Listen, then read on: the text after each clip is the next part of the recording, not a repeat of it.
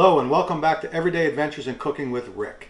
Tonight, another quick episode, something that I learned to do a few years ago and it's a lot of fun. It's making homemade ricotta cheese. I know people are probably thinking, how do you make homemade cheese? It's so simple, it's unbelievable. Look at the ingredients. Whole milk, lemons, a pan, and some salt. And really that's it. And you can also use vinegar, white vinegar, and you can also use some citric acid to actually cause the curdling and the separation of the milk. I like using lemon if I'm using the ricotta for like an appetizer. Let's say you're going to spread it on cheese, you're going to have it with a cheese tray. If you want it more savory, if you're using it for lasagna, maybe for ravioli, you might want to use vinegar. But anyway, tonight we're going to use lemon. So this milk that I've bought here, you want whole milk. You also want to try and get milk that has not been ultra high temperature pasteurized. That's where they're over 200 degrees where they pasteurize it. It breaks down the protein a certain way, and I guess it doesn't make good ricotta. So if you can find a milk that has not been ultra high pasteurized, it's better. This milk is from a local dairy. It is from Bolton, Connecticut. It is the Fish Family Farm, and I bought it at another local farm here in Rocky Hill called the Hayes Farm. They distribute this milk as well. And I kind of thought it was cool. It's that old school. It's a glass bottle. Like when I was a kid growing up, the milkman, I know I'm old enough, I can't believe I'm old enough to remember when the milkman would come to the house and leave glass bottles of milk on the front porch in a galvanized container. My mother would order it and they would drop milk off. But anyway, it's a deposit bottle. So I bring this bottle back and they reuse it. Something we should all be trying to do more and more of instead of this single-use plastic. But anyway, we're going to try this from the Fish Family Farm. And then, like I say, just some lemons, some salt, and we're going to put this together and make homemade ricotta.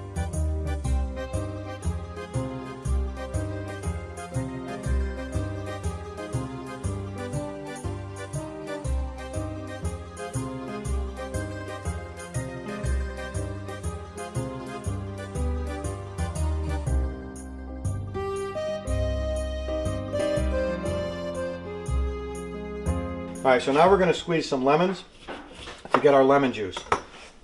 I'm lazy, so I use my electric lemon squeezer.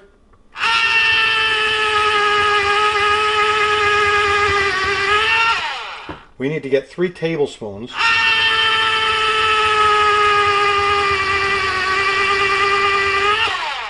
So I think I'm going to have to do at least 2 lemons. And I like this lemon squeezer because look at that. You get every bit of juice out of there. So now we've got, and you cannot use Myers lemons because they're too sweet. You have to use a regular lemon. And there we've got our fresh squeezed lemon juice. So we've got our lemon skins that we are going to throw into our compost bin. Sorry about the noise. And again, this compost bin, once it's full, I bring it to my Blue Earth bin. And then the Blue Earth company comes and picks it up and composts it into potting soil for me. So, but I keep this one on the counter, and then I can transfer it later into my Blue Earth bin. And if you're wondering about these, whether they start to smell or whatever, it's amazing. There's a charcoal filter built into the top of this, and it honestly does not smell at all. So if you're worried about that, don't worry about it. You can definitely recycle all your food waste in there, and it's not a problem. Okay, we're going to start now making our ricotta. So the first thing we have to do is get our milk heated up on the pan. Today we're going to do 1 quart of milk. We're just going to make a smaller batch. So we're going to do 4 cups of milk. And again, this is whole milk that has not been ultra pasteurized. Now with milk, you don't want to heat it too quickly. You don't want to burn it. It'll scorch very easily. So you have to heat it over a low heat, kind of a medium-low heat, stirring it so that it doesn't scorch on the bottom. We're going to add a half a teaspoon of salt to this. And you're actually seeing me measure the salt this time, which I normally don't do, but this time I'm going to measure half a teaspoon of salt. And what we have to do is we have to bring this up to about 185 degrees. Now, if you don't have a thermometer, you'll see when it gets there that it's kind of foamy at the top, but not quite boiling. That's what you want. But we're going to use our, I guess they call this a candy thermometer, liquid thermometer. We're going to put that in the pan, get the bottom. This is where the reading needs to be in the water. Just clip that onto the side of the pan. You don't want that sensor actually on the bottom. It'll give a false reading. You just want it hanging up in the liquid. And we're going to wait till that comes up to 185 degrees. Okay, so our milk has gotten to we are at 185 degrees, which is exactly what we want. Now, if you don't have a thermometer, you can see how it's foaming up, but it's not quite boiling, and that's what you want. So we're going to turn the heat to low. We're going to take our thermometer out. We're going to add 3 tablespoons of the fresh lemon juice. Stir that in there. And again, remember, we've already added our salt. Now with the heat on low, we're going to stir this for just a couple minutes. And look at this. The curds are already separating, right? So you want to keep this on low, and you want to agitate this just a little bit, lightly, for a minute or two.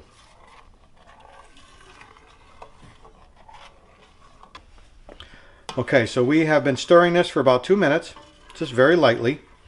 Now what we're going to do is we're going to turn the heat off. We're going to cover it, and we're going to let this sit for about 20 minutes, and then we'll be back. So our ricotta has been covered now for 20 minutes in the pan. So we're now going to take this, and that was off the heat, just sitting in the pan.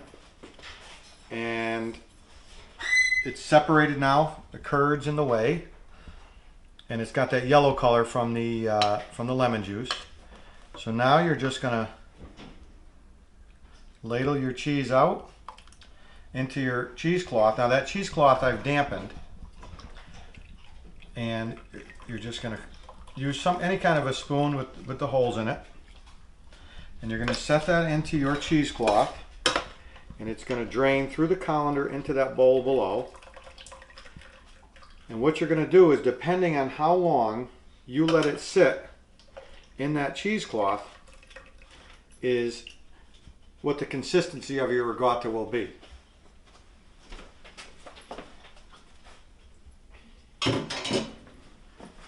Now, I just made a small batch there, but you can see there it is. That's your ricotta. Right now, obviously, because I haven't let it sit at all, it's going to be creamier, it's going to be a little more liquid. But it tastes excellent. So now, if you want, you can take that cheesecloth and you can kind of wrap it up. And you can see the liquid still coming out. And it's your choice now what you're going to use the ricotta for. If you're going to use it as a spread, maybe as an appetizer, you couldn't want to leave it not too long. If you're going to use it as a fresh cheese where you want to slice it, then like a basket cheese, then you want to let it sit a little longer, drain a little longer. Once you get it to where you want it, you take it out of the cloth, you put it into a Tupperware container or some kind of container, or eat it right away is the best thing. Once you get it to where you want it, you eat it right away. Or you can put it in the refrigerator, and I think you could even freeze it if you wanted to. But there it is. That's how simple it is to make homemade ricotta. Please try this sometime. It's so easy. It's a lot of fun. And if you're having people over, you're doing a nice cheese and meat tray, you put some of this fresh ricotta on there, and you drizzle a little honey on there, it's going to be unbelievable. If you like this episode and you want to see more, then subscribe to our page, like our page, share the page. Hit the notification bell and you'll know when the next episode comes out. Check out our Facebook page, our Instagram page. Send us comments, send us your own recipes, send us your own memories. If you make this ricotta, let us know. We'd love to see a picture of it. Let us know how it comes out. Again, thank you for watching. Stay tuned for the next episodes and we'll see you next time.